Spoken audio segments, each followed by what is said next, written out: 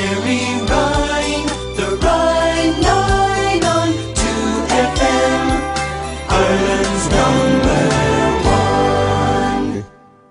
David, good morning to you. Good morning, Gerry. The Dangerous Dogs Act, the plan by Dublin City Council to ban dogs and indeed prevent people from keeping dangerous dogs, and they are prescribed and described in this act in council houses. What do you think about that? Well, Gerry, before I start, I'd just like to preface this by saying I am not talking about pit bull terriers. I don't know anything about them, and they're not even recognised as a breed by the Irish Kennel Club, okay? Okay. Are you in the Irish Kennel Club? I am a member of the Irish Kennel Club, yeah. But I'd like to point out I'm not talking on behalf of the Kennel Club. Sure. I'm just an ordinary member, okay? Yeah. I'm talking about the other, I think it is 10 breeds on the list that the council, I don't think they're planning, I think they've already I have the list here in front of me. The English Bull Terrier, the Staffordshire Bull Terrier, the American Pit Bull Terrier, the Rottweiler, the German Shepherd, the Doberman, the Rhodesian Ridgeback, the Japanese Akita, the Bull Mastiff, the Japanese Torse and Bandog, and crossbreeds of these dogs or crosses of these dogs with other breeds are also banned. I personally, Gerry, have a Doberman Pinscher. As for Japanese Toses and I don't think there's even any of them in this country. These people don't know what they're talking about. I don't even know what they are, to be honest with you. I don't know myself, Gerry. I'm in dogs for years. I don't think I've ever seen one. But anyway, Gerry, the council are saying that they're going to ban these so-called dangerous dogs from being kept in their houses. Yeah, but you will be given the opportunity to rehouse the dogs, but if alternative accommodation cannot be found, they will be destroyed. So, Gerry, this is going to result in hundreds of, for the most part, beloved family pets just being slaughtered. Because you're not going to rehome them, Gerry, you know what I mean? If you live in the council houses, more than likely your friends live in council houses, so where are you going to rehome them to, Gerry? Gerry, for every one of these dogs that attacks, there are 999 of them who never have and never will. They're just beloved family pets. In England, a couple of years ago, they done a survey as to which dogs were more likely to attack. And in a single year, the dog with the most attacks was a golden retriever. Now, is that because golden retrievers are vicious? Of course not. It's because they're the most popular breed. Dogs attack according to the number there are. It's statistically proven that none of these dogs are any more likely to attack. But some of them are made by nature to be more efficient in terms of fighting or killing or maiming. Well, Gerry, probably of all them dogs on that list, the only one I know that was bred specifically for fighting is pit bull terriers. Now, I think most people who own dogs and in the kennel club would have absolutely no problem with pit bull terriers being banned altogether, although I am sure there are pit bull terriers who are fine. Most people would have no problem with that, and most people would have no problem with tougher regulation about who can breed these dogs, because, Gerry, I'm not going to lie to you, they're not pussycats. You need experience and you need to know how to be able to handle these dogs. I think what the council is saying, look, you can't have these dangerous breeds, as they call them, in one of our houses, because really that's the thing that's this is the unspoken part of this ban, is that there are legal implications for the council if somebody gets injured. The people who live there are tenants. They don't own the properties, at least most of them don't. And the local authority would in fact be responsible if somebody was injured by a dog belonging to a tenant in a local authority housing setup. Yeah, but that's by any dog, Gerry. About 6 months ago... I agree with you, of course, you're right. Gerry, listen, about 6 months ago, a child was attacked in Waterford by a Labrador. The story merited a 1-inch column in the Herald. If the dog was one of those so-called dangerous dogs, it'd make the front page, Gerry. But why do you think, though, that somebody put together a piece of legislation describing dogs as dangerous breeds? Because... I mean, Gerry, they didn't do it for the crack. Gerry, there's dozens of dog bites every year, by every breed, okay? Mm-hmm. When the dog who bites is one of the dogs, so-called dangerous dogs on the list, it makes the front page of the Herald. It's a knee-jerk reaction. People, start jumping up, something has to be done. Gerry... I have a Doberman. I've had Dobermans for 20 years. I have never had a single problem with them. But if you did have a problem between a Doberman and a poodle, I mean, I think it's quite obvious the Doberman would be able to rip the head off you, the poodle wouldn't. Well, Gerry, listen, I'm not saying that these dogs are pussycats. They're not.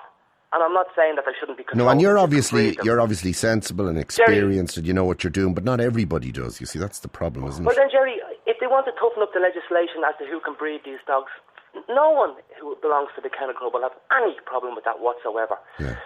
Even if how would you do that? Have you any ideas, David, how you'd regulate that? How would you decide whether I was capable of taking care of a Doberman or not? Well, Gerry, listen, about 10 years ago, I had a litter of about 7 Doberman puppies. I put an ad in the Herald for them. Gerry, I could have sold that litter 20 times over to scumbags. I interviewed people on the phone as to who could buy them. I had fellas ringing me and saying, I'm interested in one of your pups. And I'd ask them basic questions like, well, what type of a garden have you got? I have a garden. Yeah, I live in the flats. And how do you plan to keep a dog in the flats? I let him run up and down the balcony. Gerry, I wouldn't sell a dog to someone like that. And anybody who has any care... Well, there you've just answered the question. Why should that fella have a Doberman? I mean, he shouldn't have one. But Gerry, if you bring in a law that confines the breeding of these dogs, say for instance, right, if you breed... But you've just answered it though, David. You said that somebody living in a council flat shouldn't have a Doberman. Gerry, responsible breeders in a flat, Gerry, not a house. No one should have a dog in a flat unless it's a little terrier or something. Yeah, no right. one should have it. Yeah. You're right. Gerry, if you brought in a law that says you can only breed these dogs if, say for instance, you either show them, do obedience with them, or work in trials. That's the only way you can breed these dogs. Gerry, there's people everywhere with dogs and they're breeding it with the dog around the corner. They know nothing about the breed, and, people ring them up asking for advice. The dog done this, the dog. They haven't a clue, Gerry. If you confine the breeding of these dogs to people who know about them, Gerry, anybody who's a member of the Kennel Club and anybody who shows their dogs, if you sell a Rottweiler puppy, a Doberman puppy, the people have any problems with it, they ring you. You give them advice. You go out and feed them. You tell them what they're doing wrong with the dog. People who care about the breeds, Gerry, will have absolutely no problem with. So how would you go about this? Would you have some sort of committee in the Kennel Club that would, who would have to vet whether somebody can breed or indeed have the dog as a pet? Gerry, I would have no problem with that, Gerry. But as I say, if you just brought in a law that you have to be involved in the showing of these dogs, doing obedience with these dogs, anything. Okay. Nobody will have any problem. Okay, well, we hear what you're saying loud and clear. Thank you for that, David. Good morning. He's referring to the Dangerous Dogs Act and indeed the very recent ruling that the Dublin County Council will not allow any of its local authority housing tenants have any of these prescribed breeds. That's the English Bull Terrier, the Staff, the American Pit Bull, the Rottweiler, the German Shepherd, the Doberman, the Rhodesian Ridgeback, the Japanese Akita, the Bull Mastiff, the Japanese Torsa and Bandog, and indeed any crossbreeds of these dogs with any other breed is also banned. They will not be allowed to keep them or breed them or do anything with them. Owners will be given the opportunity to rehouse the dogs, but if alternative accommodation cannot be found, they will be destroyed. And really, he answered the question himself by saying that he wouldn't have sold one of his own Rottweiler pups, or one of his own Doberman pups, I think. Wasn't it Doberman that he, one of his own Doberman pups, to a fella who said that he lived in the flats and would only have the balcony for the dog to exercise. John, good morning to you. How are you doing, Gerry? Okay, the Dangerous Dog Act. You live in a council estate. Yeah. Now, I only got you, I missed the first few minutes of your show this morning. Yeah. And my brother ran me and told me to turn on to you. So I was listening away and I'm just confused. We were away there last week for a week and my brother was looking after the dog and we came in and he's sitting around with his back paw. So this was yesterday morning. What have you got? What kind of a dog? That's the thing. No one can tell me, not even the vet. He's a cross Labrador. Now, he's a hint of a staff, they're saying, but not officially. They don't know. So well, I'll tell you what, I'll read out what I've got here. Right. This is from the council, right? Dublin City Council is to introduce a ban on 11 breeds of dog from properties including houses, flats and estates, right? Including the road as well, okay? With immediate effect. The breeds are English Bull Terrier, Staffordshire Bull Terrier, American Pit Bull Terrier, the Rottweiler, the German Shepherd, the Doberman, the Rhodesian Ridgeback, the Japanese Akita, the Bull Mastiff, the Japanese Tosa, the Bandog, and crossbreeds of these dogs are crosses of these dogs with other breeds. So in other words, possibly yours, are also banned. Owners will be given the opportunity to rehouse the dogs, but if alternative accommodation cannot be found, they will be destroyed. The council has taken the step to remove all dangerous breeds due to the increasing number of complaints from tenants and because of the legal implications associated with an attack taking place on one of its properties. The ban initially applies to council housing and all public areas within council estates. How do you think that's going to affect you? Now, one point, Gerry. You know, you were saying there that they're getting a lot of complaints about dogs. Mm-hmm. Yeah, well, any of them dogs listed, it's not them dogs they're complaining about. I'm not going to say any names, but not far from where I live, there's dogs out on the road, and kids are afraid of them, and they're not being brought in. And they're none of them dogs that you listed. And then there's my own dogs now. No one can tell me we haven't 5 years since we moved into the house. Well, I only moved in last year, and we got her the dog. I know my partner years, and I got the dog because she didn't feel safe on her own. Sure. It was given to us. I didn't pay for it. It was given to us. And I wanted a Labrador because their class is safe. I had a Labrador growing up myself. Now, when he started growing up, he has his coat as a leopard skin coat. So he's a mixture between a Labrador and a leopard. That's definitely banned. You know, he's not vicious at all. And any of the neighbours will tell you like that know him. But if you've seen him, when I bring him for a walk in the evening time, people cross the road. You know what I mean? And then if he came near him, he's nothing... Like, he's a part of the family. The kids don't know. Like, they're going to be heartbroken. They're away on holidays and all they kept on asking about was the dog, Well, I mean, how are they going to decide whether that dog is That's to be... what I'm confused now. Now, I'm going to the vet. I actually ran the vet this morning before my brother rang you about you. And the vet said, bring him down. And then the brother rang. So I'm going to ask the vet. Well, now, I'd be very interested to... Will you come back and tell us what the vet says? Down. I'm after... I have a dog certificate. Yeah. He's down as a crossbreed lab. Crossbreed Labrador, but does it tell you what the other...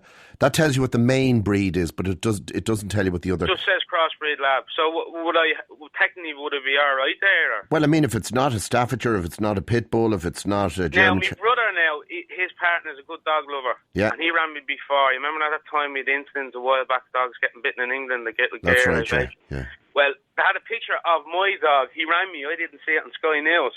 Did a picture of your dog on Sky News? It looked like American Pit Bull that they were banning in England. Now, to me, he's not American Pit Bull. He's more of a lab. His head is a lab, but his arse is not a Labrador. It's like his head is a lab. His head is a Labrador, and his arse is a Pit Bull Terrier, and the rest of him's a leopard. This is the best dog I've ever heard. He's like a kangaroo as well. And he's like a kangaroo. He's not. I had to hire the fences. He got out when she moved in first. I had to come up and hire the fences. And the second pound had him. And when I was describing him off the phone, he hadn't a clue what I was talking This dog about. must be worth a fortune. That maybe he is. He's well looked after, you know. I don't let him out just in case. This dog should be in show business. I'm going to talk to the people in television here. We could give him his own show. It's just... You wouldn't believe it, you know. Hoppy the leopard dog. I know there's American Pit Bull not far from us, but he doesn't look like our dog, but he has the same coat. All right, well, I'll tell you, when are you going down to see the vet? Today, this afternoon. Okay, will you come back to us tomorrow and tell us how you get on? Yeah. And what he says and how he thinks this dangerous dog. Now, I asked him before, because when I got his needles done and got him neutered before I gave her to herself, you know, he said, I don't know. To me, he looks like Croft Labrador. But he said there's more of a Labrador in him. Well, if he's crossed with a staff... He told me if he ever growls at you or anything like that, get rid of him. And then he hasn't. That's all he could tell me. And I know he's going to say the same thing again today. I put money on it. But he thinks there might be a staff in there. The look of a staff at the back of him. His head is like a Labrador, you know. He's a lovely looking dog. Has he wings? I don't know. My head is wrecked now, you know, because the list you ran out, he's not. The only one of my... but listen to the last sentence there. Crossbreeds of these dogs are crosses of these dogs with any other breed. In other words, a cross of a cross would also do... But you didn't read out staff there, didn't you? I did. Hold on a second. Staffordshire Bull Terrier. You did, yeah, you did. Sorry, yeah. Yeah, that's in there. So what you need to do... Even if he has a slight... Even if he looks like... you have to get rid of him. I'll tell you, the good news is that leopards aren't mentioned here, are kangaroos. So, but come back and talk to us tomorrow. You know, he's a fit dog, you know. Oh, no, I'm sure he is. And he's not a very big dog. He'd be smaller than a Labrador a little bit. And I'd say he does exactly what it says on the tin. He'd pull you down the road, you know, that way. Yeah. He's very strong. Yeah. All right, come back to me tomorrow, will you? Broken, you know, we're in the kids are living with him since he was born, you know, and he's a part of the family. All right, will you come back after you go to the vet today? Stay on the line for a second. We'll take your number, and I'll talk to you tomorrow after 9. Okay? Yeah, no problem. Okay, that's your job today. Go and give more information regarding this. Back to work tomorrow, so okay, you'll be able to take a few minutes out to talk to us, will you? Yeah. All right, good lad. Take care. See you. Bye. That's the best dog I've ever heard. A mixture of a leopard, a kangaroo, a Staffordshire, and a Labrador. Can you beat that? 19 to 92. Gerry Ryan on 2FM. Liam Kinsler is a DSPCA warden. Good morning to you. Good morning, Gerry. Of course, you're at the cutting edge of all of this. A lot of these things get dropped on your doorstep. What do you think of the legislation, first of all? Is it prudent? Is it sensible? Is it practical? Just a little correction, Gerry. I'm an inspector for cruelty, investigation of cruelty to animals with the DSPCA. I'm not actually a dog warden. The DSPCA stance on this was that this is a very rash decision to make. Just to give you one little instance that we'd be talking about, a person that maybe have a German Shepherd for 10 years, maybe living alone. These are the people that we feel are going to rush down now to the dog pounds to have these dogs destroyed for fear of losing their home. Yeah. That's one aspect of it that we would be concerned about. Secondly, the amount of dogs that will be destroyed for no reason. They haven't committed any offence. They haven't bitten anybody. There'll be a huge amount of animals destroyed, and that in our eyes is cruelty. These are animals that have feelings and in most cases are looked after pretty well. We wouldn't agree with that forthcoming legislation. We would be more inclined to say a gradual introduction, such as a listed breed dog. If you've got a listed breed dog in a council property, it would make more sense to say, yes, you may keep the dog provided it hasn't had an instance where it's bitten or attacked. We would agree with compulsory microchipping. That makes the person responsible for the animal. Yeah. You can't just run away and say, it wasn't my dog. That's one of the big problems at the moment, isn't it? People just not being responsible. That is huge, and the microchipping doesn't let you out. It's like you owning your car, Gerry. That's it. You can't get away from it. Yeah. You can't. You must do change of ownership. If you sell the dog or give the dog away, you are still responsible if you haven't filled in the change of ownership form. Very same as it works with a car. So we would say that they should, rethink this. If somebody's got a lovely German Shepherd they've had for 10 years without a problem, yes, if it needs to be tightened up, Gerry, because of the crossbreeding of different types of dogs. And then, so-and-so down the road, their bitches had 10 pups. Well, we'll give the 10 pups out into the estate. That's the problem. Can I ask you something, Liam, going back to how, it was a little bit one-sided, I have to say, probably this morning, but that's sometimes the way it pans out. Quite a few people saying, no, these dogs are no more dangerous than any other dog. I mean, nature has designed some of these dogs, or some dogs, should I say, to be much more efficient in terms of either attacking or protecting themselves. The Rottweiler gets its jaw around you. It's going to be completely different from the little crossbreed terrier, isn't it? That's quite true, Gerry. But and that's just a fact of life. It is, yeah. And I was a dog warden prior to being an inspector with the DSPCA for 5 years in the Fingal area. And I dealt with hundreds and hundreds of complaints and cases. And I would say it would be minuscule, the amount of listed breed dogs that I dealt with in those complaints. The majority of complaints that I would have dealt with would be your Collie Cross, your Terrier Cross, your Jack Russell, your Springer Spaniel. I had an incident in the Swords area for a Springer Spaniel, Gerry, and if you've seen the damage this dog done to 2 children, you would not believe it. And they look like little teddy bears. And they're only a little small dog. And what kind of damage did they do? Well, both children, one child was attacked on a Thursday, if I recollect, facial injuries, and the second child was attacked on the Friday. It wasn't reported to me on the Thursday, unfortunately. People didn't know who to get in touch with. Yeah. Second attack was reported to me on the Friday. Fortunately for the child, the father of the child was there, but this dog had attacked the child in the face and dragged the child by the hair into its own driveway. Now, Gerry, I'm dealing with dogs a long time, and this is only a little dog, so you would think it would be easy enough for me to deal with this fella. This guy was absolutely explosive, and he would have done me serious damage. And why would that be, Liam, now? Because I had 2 of these dogs at one stage. And Gerry, it's owner. Owner is the problem all the way down the line. As I was saying to you about the old man with the German Shepherd, he'll run down to the pound now, hand his dog over and have it destroyed. That's his companion and maybe his little bit of security. Yeah. The guy that's using his pit bull for fighting and anything else, he is not going to bother his back. He wouldn't even think of it. Yeah. And again, there's another thing that's in the legislation, Gerry, in relation to if you walk your German Shepherd out in the street without a muzzle and without a leash, that's ineffectual control. Right? There's a menial fine of €35 for that. That's a ridiculous fine. So, if you want to combat it, you've got to make these fines, hurt people in the pocket severely. Okay, so you say it's rash, you say that it hasn't been thought out, there isn't enough, and we've had 1 or 2 others saying exactly the same thing, there hasn't been enough consultation, but it is there, it's now a fact of life. Is it enforceable? Gerry, I know the lads, the wardens for Dublin City Council, great lads, but they have a huge volume of work, and for the amount of dogs now that's going to come on stream, Don't forget, Gerry, people are not going to just arrive up to the pound with every dog and say, here's my dog. No, they're going to tie them up to Phoenix Park. They're going to tie them up out in laneways. They're going to tie them in fields. They're going to dump them in the mountains. This is what's going to happen. And the warden's work is going to triple, if not quadruple. Okay, that's exactly what's going to happen. I think you're probably right there. Liam Kinsella, thank you very much indeed. Liam is an inspector with the DSPCA, formerly with experience as a dog warden. So he knows what he's talking about. He says it's unenforceable, really, that they're not going to be able to deal with this. The volume of work is such already. Okay, moving on. Colette, good morning to you. Morning, Gerry. Now, we were discussing hygiene in public toilets recently. It's the old Gay Byrne Show story, back to haunt us. And I think it puts you in mind of an experience that you and your friend had, an ongoing experience recently in one public toilet. Yes, that's correct. Tell us about it. Well, we were always complaining about the toilets, and in November of 2005, I was in the toilet, and we were actually complaining about them. And Is this in a pub or is it out in the road? Or?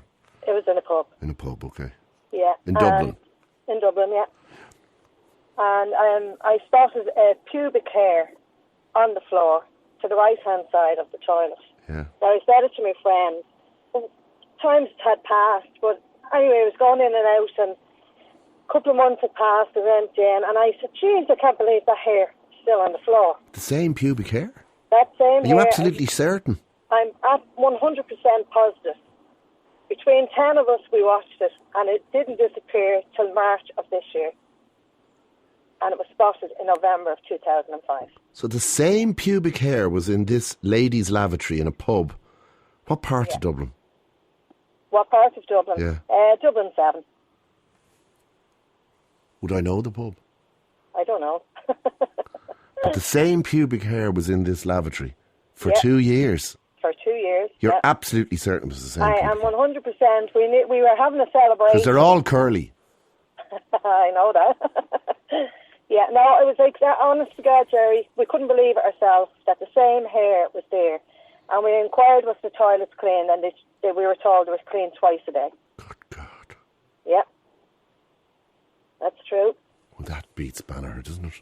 Yeah. The same. Well, the night that we discovered it So was that gone. means that if they hadn't, if they didn't move, if they didn't manage to remove a pubic hair over a 2-year period, what else did they not remove?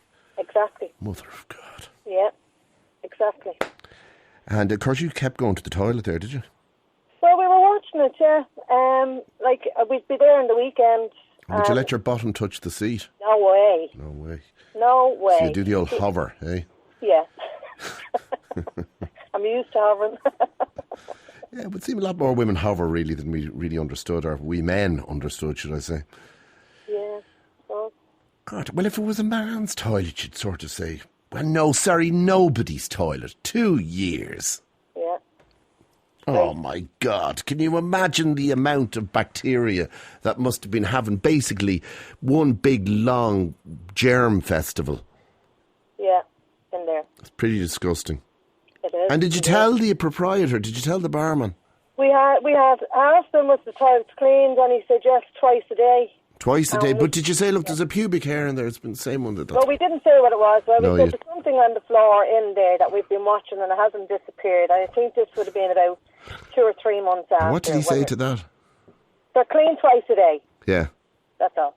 What do you And want that's to all drink? we ever got. No matter which barman we approached, that was the answer. They're They come cleaned back twice and a day, yeah. Cleaned twice a day, yeah. Either that or the one woman was going in shedding ferociously over the last 2 years. I think she might have needed a new mop or something. All right, Colette, good morning. Thanks very much, Gerry. Bye. Right, well, did you beat that? We had some pretty awful stories, actually. I think it was last month, wasn't it? Toilets. We're a nation of filthy buggers recently, really, to be honest. I mean, we have all these wonderful facilities, all these fantastic Uber bars and beautiful hotels and magnificent restaurants, and yet we seem to be incapable of keeping the toilets clean. It's not that the facilities aren't there, they are. It's not that the toilets aren't sophisticated and aren't properly equipped, they are. Could it be the staff? Well, I mean, what can there be that much involved in cleaning a toilet? And how do they manage it in other countries? Even in countries that we kind of laugh at and snigger at, you know. We go, oh yeah, Greece, well, you go down to Greece, they've got these little holes in the ground. They did have pretty appalling toilet facilities in Greece. Not anymore, though. I think most places you'll go now in the bars, whether it's in Ibiza or whether it's down in the Greek islands or Athens or wherever, you'll probably find most of them are pretty clean now. Admittedly, maybe they don't have as many toilets as we would kind of choose to have in this part of the world, but generally they do seem to have caught up with the concept of hygiene and it being, well, something I think that all of us demand. If I go out for something to eat or out for a drink, when I go to the bar, I don't want to descend into a different world. I don't want to be tippy-toeing through pee. I certainly don't want to be, particularly I think if you're a woman going into a bathroom over a 2-year period where the place is so filthy and so unhygienic that you're able to say hello and make friends with a pubic hair that has been there over a 2-year period. Incredible. Anyway, why are we even talking about it? Well, I suppose the reason we're talking about it is because, one, we're fascinated, and two, hopefully on occasion these mentions may ring a couple of bells with a couple of restaurant or pub or hotel proprietors, just to remind them that while everything front of house may look absolutely gorgeous, you may have the nicest pub in Ireland, you may have the most wonderful dining room in the world, you may have the best dance floor in the country, but the toilets really at the end of the day, the condition of the toilets will define often what your clientele actually think of the way that you run your establishment. I mean, I've been through particularly ethnic food restaurants. You know, you go along, you get a beautiful meal, you know, exotic cuisine from different parts of the world. And I often find that these sometimes are the worst toilets. Once again, not because the gear isn't there, it is. The technology's not that sophisticated. We were actually saying it the other day, a fellow with a hose every 30 minutes would really, that's all you'd really need. 19 to 92. Gerry Ryan on 2FM. Michael, good morning to you. Good morning, how are you? Very good. You have an explanation as to why our pubic hair is curly. And there ain't no gender divide, there ain't no colour divide, there ain't no religious divide, there ain't no social divide here. All pubic hair is apparently curly. Well, blondes, I think, don't seem to be as curly, but that's another matter. Blondes don't seem to be as curly? No, but that's another matter. I'm not getting even into that at the minute. No. Dr. Robert Winston, the man whose IQ is matched only in size by his eyebrows and his moustache, had a wonderful programme on TV a couple of years ago, starting with conception and ending with death. It went on over several weeks. And when they got to puberty, it obviously dealt with all things pubescent, and one of them was the growth of pubic hair. And he said that the hair follicles down below are narrower. They're like slits rather than little holes, or they're not circular. And therefore, when the hair is growing out, it's forced through, and that's why it curls as it's coming through. Oh, it's like you're pulling it as it's coming through. Yeah, in much the through same your way nail. Yeah, in much the same way as when you do a piece of ribbon on a parcel. Yeah, and you drag stretch it along with a scissors, and it curls up. Same principle. I wonder why nature does that. Because nature's screwed up sometimes, I suppose. I don't know. Well, one text says it's to keep you warm. I reckon that. Would curly hair keep you warmer? I mean, ask Krusty. I don't know. It's there for friction purposes, I suppose. For friction purposes? Yeah, I think if it wasn't there, you'd get an awful lot of friction burns, wouldn't you? That's a good point, yeah, but with most women nowadays opting for a kind of clean Brazilian landing pad. Yeah, that's true. Anyway, that's very interesting, and we'll just, for the record books, note that these are the musings of Professor Robert Winston. That's it. Is he a reggae artist? No idea. Strange-looking man, anyway. Okay, but he's a real professor, yeah? Yes.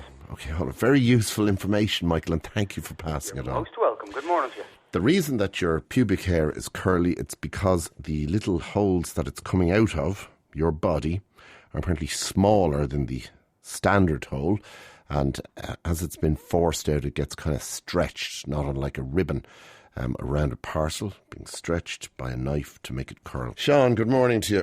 Hi, Gerry, you well? Very good. I just got that. All right, your teenage daughter. Yeah, my teenage daughter, as you know yourself, very regularly there's plenty of news about young people. And mostly negative. How bad they are and so on and so forth. And I think it's over-exaggerated a lot of the time. There is a lot of badness and so on. My own son went to Oxygen on Friday night, had his wellies nicked on the first night, but my daughter was in Penny's last week with two of her friends, doing a little bit of shopping, buying a few summer tops and hoping that the sun might come out at some stage. But she was going up to the till to purchase some goods, and on the floor there was one of these plastic bag things that they use, when they're emptying out the tills, and it was stuffed with €20 notes. So she picked it up and she kind of probably a bit shocked at seeing it and so on, but she went straight up to the counter and the girl, sorry, this was on the ground. Very honest. Very honest, and the girl kind of grunted, I took it off her, and she went back in the queue. That was it. Yeah. That was it. No, there was probably Is that the training for a lot of people working in service nowadays? When the customer approaches the counter, make sure not to have eye contact with them. Keep talking over their shoulder to one of your mates across at another till, and when they speak to you, go, But I just thought, with her honesty, which I would expect from her, I would encourage from her at all times. And I'm impressed. And I was impressed as well, and was delighted that she did it, and would hope she'd always do it. But just not even to get a thank you, I thought was astonishing. And when young people are being pilloried so often, I thought if something good does happen, and a young person does turn out to do something well or does something good, or older people should try and respond in a more positive fashion and actually congratulate them. And was it somebody who was much older than her, or was it somebody who probably was? I'm not too sure. She's here with me now, but ask her. How old was the person? Hold on, you can ask her. Okay. Dervla. Hello. Hiya, Dervla. First of all, congratulations. You're very honest. I'm not even so sure whether I would have handed it up myself, but you did. How much would you say was in it, Dervla? Well, there were like 20, so there were like a big pile of 20s wrapped around, around each other with an elastic band. So at least a couple of hundred. Oh, definitely, yeah. Definitely. At least it was very thick, yeah. And you went up to the one of the tills, and yes. How old would this person have been who you were handing the money back to? Oh God, she wouldn't have been in her late 20s, I'd say. And it was just on the ground, so no one was looking around. It was just like a piece of rubbish. Yeah, so I just picked it up and then just went straight up to the counter. So you were whatever the polar opposite is to having your photograph taken with the manager and being given a prize. Yeah. And a free voucher for your honesty. Exactly. All you got was, Yeah, she just goes, and I was just kind of in shock. I was like, okay, there you go. You're welcome. Well, so in other words, she was only kind of a hop, skip and a jump away from saying, so why didn't you keep it? Yeah, exactly. How old are you? I'm 15. All right, well, you're very honest. I bet you wish that you were at Oxygen over the weekend, do you? Yes, definitely. Have all the newspapers, all the pictures. Yeah, would your dad not bring you down? No, he says in a few years. Yeah. All right, I was down with my 14-year-old. She certainly seemed to have enjoyed herself, all right. Did you hear that, Dad? Come on, tell him. Tell him. He was there with his 14-year-old. Yeah. He was big for his age. Hopefully. All right, well, look, I don't know what. We'll make up something for this one here. Do you know what? We're going to get you something, right? Oh, thank you. We're going to get you a little prez because you deserve a prize. You were very honest, and we'll see what we can come up with for you. Thank you. All right. Well Thanks done, very Dervla. much. Thank Bye-bye. you. Bye. 15 years of age and honest. And come on, how many of you listening this morning? It would have been so easy to just stuff it into your bag and walk out. And she probably would have had about $1,000 to play with then. So the next time somebody's honest to you and hands back something, have the decency, have the courtesy to acknowledge them.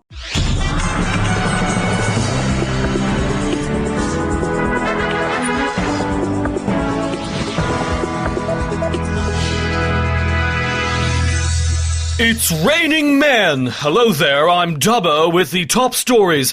Summer is officially a washout. Soaking holidaymakers around the country say Ireland can go and flood itself. For more, we join our southern correspondent, Plastic Sheeting. Plastic. Peter Piper piddled in a puddle, Peter Piper piddled. My underpants are wet through, lads. Plastic, we can hear you. Oh, Jeannie Mac, they're stuck right up the crack of me. Plastic. Feckin' hell. Do the shake and vac and put on your anorak. back is the cry of people in the south as rain, pain and puddle trouble sweeps the region like. Some of the welly revellers have even suggested covering Cork City with giant rolls of Yes? plastic sheeting. Shut up, Dabo. Meanwhile, I'm joined by the Taoiseach Bertie Ahern. How are you? Taoiseach, is there anything the government can do about the weather? Look, Plastic, there's nothing wrong with the weather. It's all very well for people sitting on the sidelines cribbing and moaning about the weather. I don't know how people who do that just don't go out and commit suicide. I'm sorry, we seem to have run out of time. What? Plastic sheeting, wet to me knickers, Cork. Would you ever go on holidays, Taoiseach, will you? What? What did I say now? Right, well now we go west of the Shannon and to our reporter, Jim Fahey. As the horizontal rain hammers in from Salt Hill, the last thing the thirsty people of Galway wanted to see was more shaggin' water. However, there was some good news for the West after forecasters predicted that should the rain continue, only half of County Mayo would be submerged in water. The bad news is that half of County Mayo will not be submerged in water. Jim Fahey, you can stand under my umbrella, L-A-A-A-O, Galway. Right, well, the conditions have been playing havoc with Wimbledon, and for the latest, we're joined by Colin Murray. Thanks, Brian. The Paddy Power Champion Hurdle is the most valuable race with Down Royal this evening. We'll have horse racing in a moment, Colin, but how's rain affecting play at Wimbledon? Of course, with the Galway races just weeks away. Colin, Wimbledon, now! The Sligo Novices Hurdle. Colin, out! That's it, get out! Kicking King! Give me that script! Johnny Berta?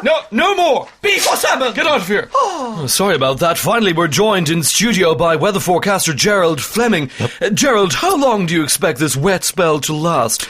Well, Brian, low pressure is dominating us from the Atlantic on our weather systems at the moment. On. What are you winking at? Is there something wrong with my tie, or...? No. As you can see from the rainfall radar that we're getting... There! You did it again! What? Is there something in your eye? What's going on? No, there might be some low pressure about at the weekend. Hang on a second! What? You're coming on to me, aren't you? No. Go to the end credits, guys. Really, Gerald, this is hardly professional. Well, Would you like to catch a movie later or something? That's it for now. Bye-bye. Oh, come on, Winky.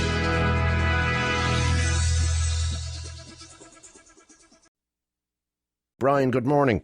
Morning, Gerry. How are you? Very good. How are you? You were listening yesterday. We were talking about honesty. Oh, yeah, I was, Gerry. I was very interested. I just listened to yesterday. I had a very funny incident there just before Christmas last year. I was I was managing a bar here in Waterford, and like once, twice a week we go to the bar to get change for the weekend. Yeah. And I was into one of the banks here in Waterford, and I got the change that I requested. And I brought it back to the bar, and I found, on counting it, that they had given me 5,000 too much. The bank had given you 5,000 too much. 5,000 too much, Gerry. I like it. I was for 3 or 4 seconds there. I was tempted. I could see 3 or 4 seconds. Yeah, I could see myself on a yacht in the Caribbean. For $5,000, I doubt it. But go on anyway. There's plenty of nice things you could do with it. But I rang them back, and they said, "Look," he said, "What did you say?" I said, "Look, hello, Brian here. You're after giving me too much money. I want to give it back." No, I basically rang him back and said, "Look, I think someone has made a kind of mistake here. I went in with a figure, and the figure that I got back seems to be a lot extra." Yeah. And I said, "Look, what do you want me to do?" And I said, "Look, can you come back in that afternoon?" I brought the money back in the afternoon, and they said, "Okay, that's grand." That's grand? Yeah. Did you not get a cup of tea and a medal? I didn't even get a biscuit, Gerry. What? Yeah. But this was $5,000 in cash, was it? In cash, yeah. So you could have done whatever you wanted with it. And no one would have known any different. Because I do know banks nowadays, they'll basically take the law into their own hands if it's a paper transaction, and they will take the money back. That's right, yeah. But when it's cash... I mean, no one would have been any the wiser. Oh, yes. No. Yes. Oh, yes, as Churchill says, oh, yes. But you gave it back. How do you feel now, having not gotten even a yes, sir, no, sir, 3 bags full, sir? I was sure, the way the banks are now, I wouldn't expect that else, Gerry. They're not very... Would you give it back now again if it happened again? I would, yeah. Would you? I would, yeah. Just the way I was brought up. Oh, God, I better... so would I, yes. Yeah. I took a bit long there, did I? Was I a bit short off the... out of the traps? A bit slow off the mark. How many of you would give it back now, folks? Let's ask that this morning. How many? 5 grand your man had in cash. This wasn't a mistake made, while they were balancing the account. It wasn't a mistake made during an electronic transaction. That can happen, Yeah. It certainly happened to me, all right. It's happened both negatively and positively, and it's been rectified almost instantly, usually by the bank. They usually find out at the end of the day what they've done. And they probably would have discovered at the end of the day, somebody would have discovered that they were 5 grand short in cash. Yeah. But to get back 5 grand in cash would have been much more. Because you could have just said, what? No. Yeah. No, in fact, they'd never have come to you. They might have been able to vaguely track it to around the time that the transaction took place with you. Yeah. But you and about 30 other people probably. Yeah, because it was, as I say, it was around Christmas and they were very busy and they wouldn't have known. It was around Christmas, they'd never have got you? No, they wouldn't have, no. Are you religious? No, not really. But you're moral? Yeah. And who taught you this, your mammy? My mum and my daddy, yeah. Well, they did a good job. They did. They did do a good job. They did, yeah. Yeah. A lot of people screaming at the radio at the moment. You big pig! 5 grand would get you a pretty decent holiday. Might get you the yacht in the Caribbean. But I'm trying to think what you'd get out of it. You'd get a great old holiday. Oh, you would, yeah. Yeah. You'd get a great old holiday, 5 grand. Actually, you never know. And you'd even travel up top of the bus and everything, I'd say. Absolutely. Yeah. All right, well, do you know what? You're a lovely, genuine, decent, mildly stupid, but very honest person. And you know what? I'll be completely honest. I don't know whether I'd give it back or not. Yeah. Oh, as I said, for 3 or 4 seconds I was there. Oh, man. Here's a text here. Banks have too much money. I'd have kept it. 51552 if you have any opinions. Brian, do you know what? Keep that attitude. It probably won't do you too much harm in the long run. Thank you very much, Gerry. All right, God bless you. Take care. Good talking to you. Bye. Very honest guy. Gave back the 5 grand. Would you do the same? You tell me. Here's a text here. Did one of you fellas write this? Now, you made this up. Oh, no, I'd give it to charity, said one texter. That's lovely, isn't it? So would I, of course. Did it ever happen to me? No, I was never handed too much money by mistake by the bank. At least I don't think I was I? I got a load of money years and years and years ago out of an ATM machine. I think I put in... I was getting 20 quid out. It was before euros, and a shed load of money came out. Certainly more money than I had in the account, if I recall, at the time. Did I go back with it? Kieran, good morning to you. Good morning, Gerry. How are you? Well, you're another honest man. Apparently so, yeah. All right, tell them what you did. We got a laser card. Can I name the bank? Yeah, of course you can. Yeah. It's National Irish in Malahide. Uh-huh. They sent us a card with a different name, but the same, our address. And we rang the bank and told them, they said, destroy the card. So we did. Yeah. And what I thought was amazing was a couple of days later we got the PIN number as well. Oh, you were made. You were made card and PIN number. Yeah. And all you had to do then was just write your own signature on the back exactly, of it. Yeah. Perfect. Right. So where did you go on holidays? No, I didn't. We had destroyed the card, and I told the bank what they'd done as well, and they just said thanks very much, basically. But you got the PIN number as well. God, it shows you how easy it could happen. Isn't it? Oh, dear God, the very thought. Somebody somewhere out there should know about this. The person... Look, do you know what you should do? Will you stay on the line and we'll take your address and we'll try and track down whoever it was should have got that card. Yeah, I suppose the person whose name... I don't know. I think it was somebody probably living in the same area, and my second name was the same as their second name. I think that's what it was. And were the bank able to tell you whether, they knew who should have gotten it? Yes, they had that name on they knew. They didn't tell me. They knew on their computer. But you could have just cleaned them out. Yeah, my brother said, did you not get a reward for that? I said, no. And nobody would have known.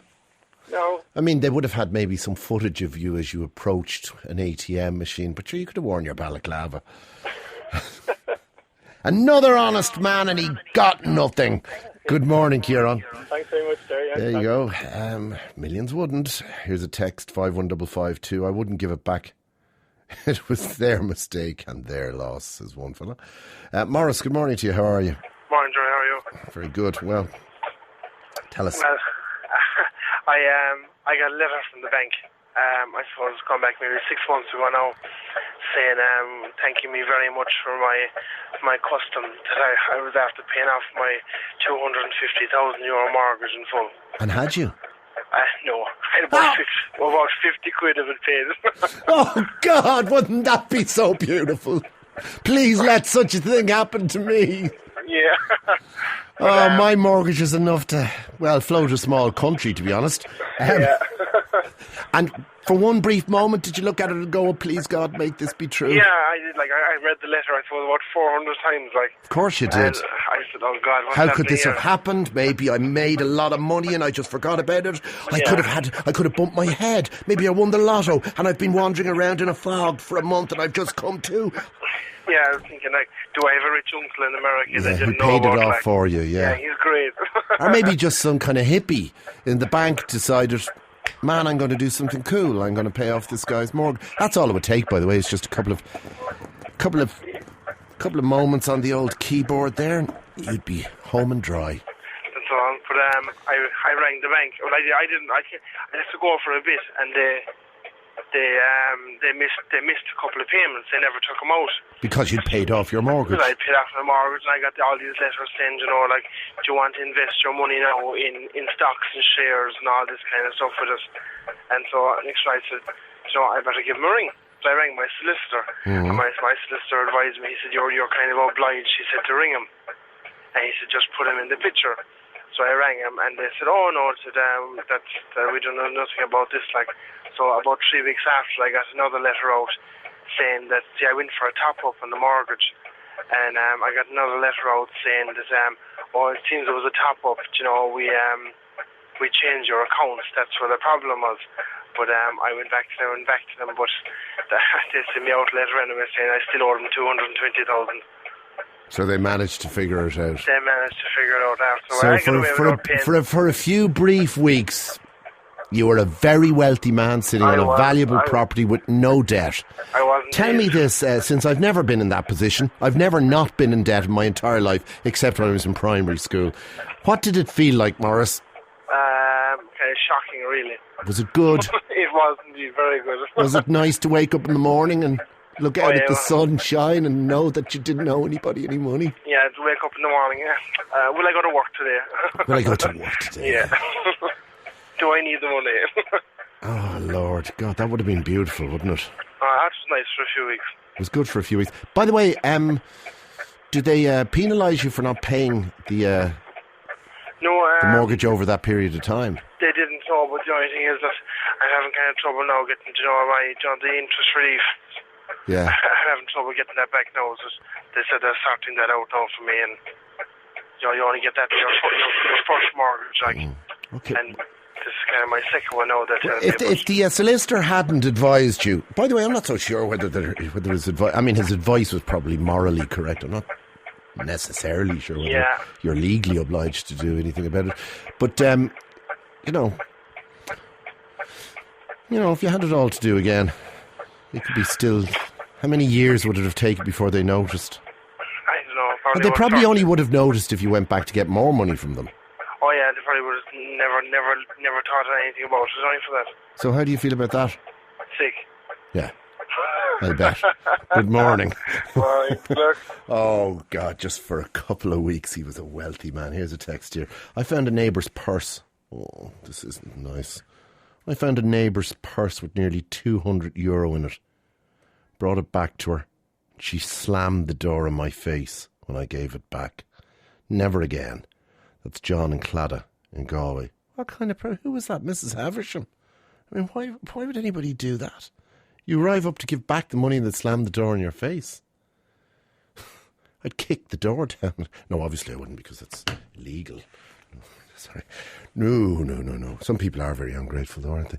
Here's a text, 51552.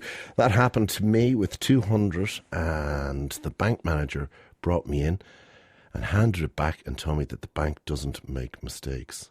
Wow. So the bank manager gave him back the money and said, look, the bank doesn't make mistakes.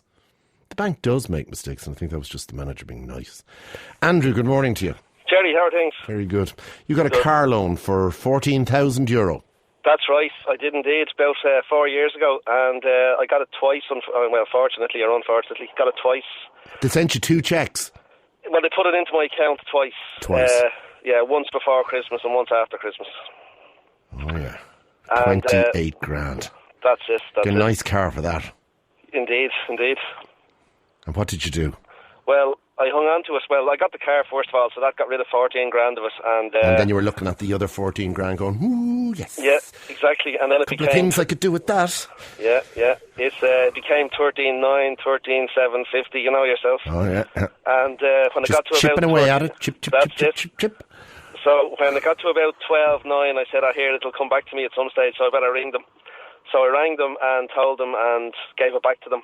I can't believe I really, we do a lot of analysis of the kind of people that listen to the programme. I never knew we had so many honest people. Yeah. Well, like the fella said earlier on, the upbringing, Mammy's probably listening, so she'll be delighted when she hears this. But anyway, so I rang the bank and told them about it and told them to take it back. And I said, but, what would they be doing for me honesty, Yeah. So after about a week negotiating... Did they not say, sir, but you've already taken a couple of grand out of it there yourself? Oh, no, I was giving them the extra 1 back as well, yeah. God, you're very honest. Yeah, so I said, what can you do for me, surely you should do something, and... Did you actually say that to them? Oh, absolutely, I was talking to the girl for a good 40 minutes about it. Yeah, you've got balls. Because I think at that time they couldn't just take it, you had to give them their permission to take it. Yeah, they couldn't take it out of your account without your permission. Though I do know there's a lot of banks now who will do that. They'll just, and they don't give 2 tuppennies whether, they've got your permission or not. That's it. But anyway, I gave it to them, and after my 40 minutes I got a dozen golf balls posted out to me, so all's well that ends well. So balls got your balls. That's exactly it, yes indeed.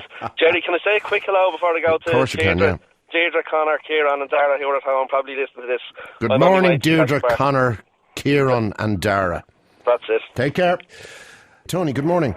Top of the morning, Jerry, how are you? Top of the morning to you, my friend. Too many moral people there, Jerry. Yeah, a lot of moral people. More people with morals than you can swing a stick at, my friend. They're making me sick, every one of them. Okay, you going to balance it out for me? I am a little bit. Good. I won a few bob off the lottery there back Christmas Eve in 99. Yeah. And it was a 7.5 initial payout, and then they got a cheque every week for €1,000. Yeah. And went into the bank with one of the cheques, asked them to change it.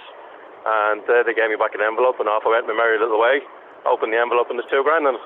So they give you twice as much as they should have? Twice as much, yeah. They realised, and they were on the phone about 17 times, come back to the bank, come back to the bank. Come back to the bank. I don't know what you're talking about. Yeah, I don't know what you're talking about. What are you talking about? Yeah, me? No, and I opened the envelope and there's only 1,000 in it. I don't know where it's gone. Yeah, who told you this? This person's going to lose their job. The teller's going to lose their job. Of course they will, yeah.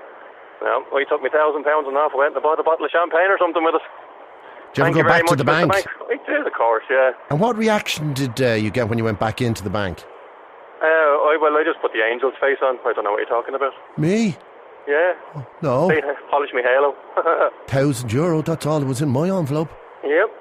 Don't know what you're talking about. That other 1,000, somebody else must have put it in the pocket, it wasn't me. You're going to make me cry if you keep looking at me like that.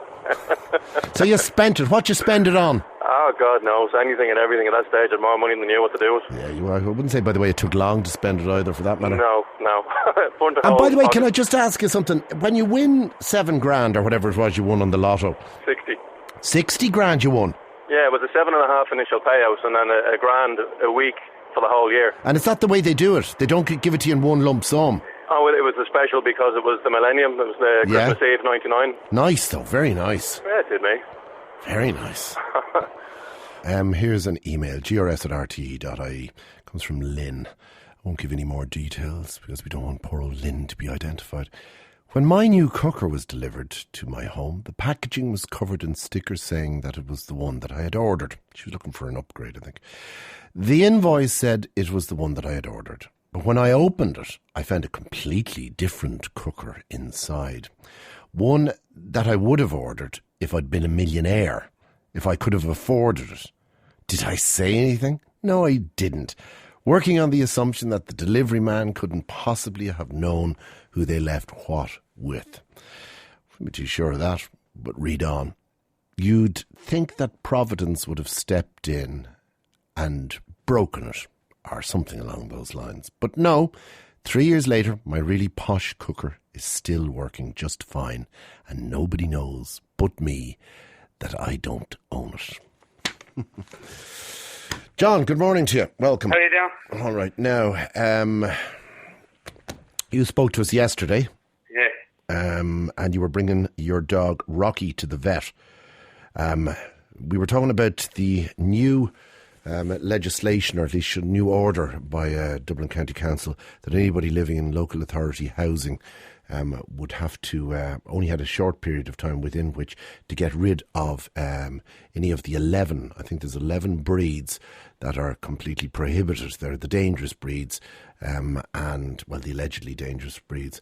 And if you don't get rid of them, you'll have to have the dog put down. Now, your fear, John, was that you had a dog which was a mixture between a kangaroo, a leopard, a Staffordshire, and a Labrador, I think. It was one of the most extraordinary dogs that we've ever heard about. Now, the leopard is not on the list, neither is the kangaroo, but the Staffordshire is, and that's what you were worried about, wasn't it? Even if there was a half tin of the staff in it, there was a problem. You'd have to get the dog put down. Is that true, yeah? Yeah. Yeah. Well, I'm worse off than I was when I was speaking to you yesterday. Oh, dear Lord. Because when I went to the vet yesterday, because I was saying horse paw, the original vet that I've been going since he was born has left. And he said it was a cross Labrador. And yesterday, the other fella said, he was a terrible nice chap, and he says, I understand where you're coming from. And he just said, to be honest with you, he says, I don't know what he is. And I says, well, can you give me I told him the story that I was speaking to yourself and that. Yeah. And he says, now, if you put a knife to me throat, this is exact words, I'd say, from a distance, he has the coat of a staff from the back. Yeah. And I says, right, but what is he exactly? And he said that he's just down as a mongrel. They have him down on their computer as a crossbreed. That's it, nothing else. Nothing else. But then I think you're safe. Do you? I do, yeah. I'm being honest with you now. You're going to probably think I'm a big baby. I'm up half the night with my nerves now. Because if someone comes knocking for him on the door, I don't know what to do. I'm being honest with you. Do you want me to come and put him down for you? You won't be back on the radio then if that happens. You love this dog, John. You love this dog. He's a part of the family. The veterinarian now really said yesterday, he said if there's any problems, if ever they did knock on the door, get them to ring me. But he says at the end of the day, if they say he looks like a staff, he might, you just have to go by their word. Where is that out? Where is the thing I was reading from yesterday, the information bulletin? Does anybody have that? Now, down as a mongrel. Yeah, well, you see, if the word Staffordshire isn't on, you have him registered and everything, don't you? He's licensed at least. Oh yeah. And he's described in the vet's files as just a mongrel. They couldn't get over him. Like, he's a lovely looking dog. The coat. If you seen him, oh sure, there were people asking me about him. Half you know? Labrador, half kangaroo, half leopard. I mean, people. And like, we have a decent back. Like for a local authority house, we're lucky we have a decent back. You have a nice back garden. Yeah. You know, he's well looked after, you know. Anything wrong with him, he's straight down the vet, you know. He's just a part of the family. And how many people have you got in the family? How many kids have you got? We have 2 kids. And they love the dog, do they? The second child was born after he came, you know. He's in the house. I'm not in the house 5.5 years. I'm only in the house since last year. And my partner, I got her the dog because she was on her own. You know what I mean? Oh, you were telling me that yesterday. He's brought in every night. He's just a part of the furniture, you know. He's really. What's his name? Member. Sorry? What's his name? Rocky. And you know, my nerves are gone if something happened. It's just hard to explain. And there was another show on last night, not on your own radio, and I heard about a story of a handicapped child. I don't know if you heard about it last night. No, I didn't. No, go on, tell me. The Rottweiler, for some reason, it's boosting the child's confidence. And the mother is in the same position as me. She doesn't know what she's going to do. The child is just devoted. There's something wrong with the child. It was on another radio station last night. Oh, what was this? Probably Adrian Kennedy or something. It was. And good old Adrian. Adrian does a good show. And the veterinarian just couldn't believe it. Like, he even said he won't touch a fly. You know, he'd bark at a stranger if he heard someone around the back. We're at a kind of an end road. It's not a corner house, and there's a little grass laneway. And now they're quick enough to take away our bloody pet. But if we have a problem in the laneway, like they won't do anything about that, says you. There were stones being thrown at our window when she was on her own, and they never came out. The council didn't do anything about that. No, look, you know what I mean? all it says here, all I can see here is look. And I've another thing. Last night, while I was listening to Adrian Kenny, there was 2 dogs out in the bloody road that we don't know who owns, fighting against each other, and they weren't the dogs listed. Well, all it says here is that Dublin City Council is to introduce a ban on 11 breeds from local authority properties, including houses, flats and estates. So it's not just where you live, it's also the estate. It lists the breed, right? Then it says that owners will be given the opportunity to rehouse the dogs, and if they can't get alternative accommodation, the dogs will have to be put down. The councils had to take these steps to remove all dangerous breeds due to the increasing number of complaints from tenants, blah, blah, blah. Doesn't say anything about who upon whom the onus of the burden of proof is. I heard something in the tenant agreement that people might have a comeback. Yeah, go on. I don't know the exact details now, but someone was saying a very nice chap was on the radio last night. He knows all the pet wardens in Dublin very well. And they're dreading if they have to go around with the council taking them back. Well, I would think they would have to prove that your dog was one of the 11 dangerous breeds. And there's 2 ways you could do that. One, a vet would have to accompany them. But that's what the veterinarian said yesterday. Yeah. He said another veterinarian might say something completely different. Yeah, but I mean... It's a catch 50, he told me. It's a catch 50. He was not in tears, but he really felt sorry for us, you know. The vet was nearly in tears, was he? He was, because he's a lovely dog, and he's 5.5, and he said he's very healthy for his age. He's well looked after, you know. We bring him in every night, whether it's sunny, rain, snowing out. It's like the kitchen is his territory at night, and he has his own mat. Do you know something? I think I don't think that you're going to be in any trouble at all. I think that dog is going to stay with you. It's going to remain part of your family, and I think anybody who tries to take it away from you is mad. How can I go anymore if it did happen? Will I just wait till it happens? Or? No, the day it happens, ring us up. Yeah. Okay. But did they just take the dog there and then? That's what I'm saying, or did they? They bring the humane killer with them, and if it's then I'll be probably ringing you from Mount Joy prison. I'm only pointing you up the joke. They're not that bad. Know, I think you're saying. It's like taking away a son or daughter from you. They're not that. You're all. Look, I tell you what. Do you know what I will do for you?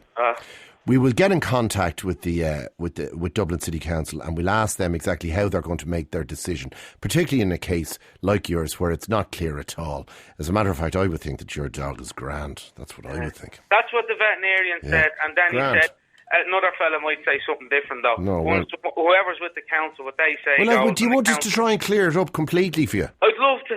All right, that's what we'll do. We'll clear it up once and for all, and you'll have a piece of paper by this time next week telling you that you've no problem. You're very good.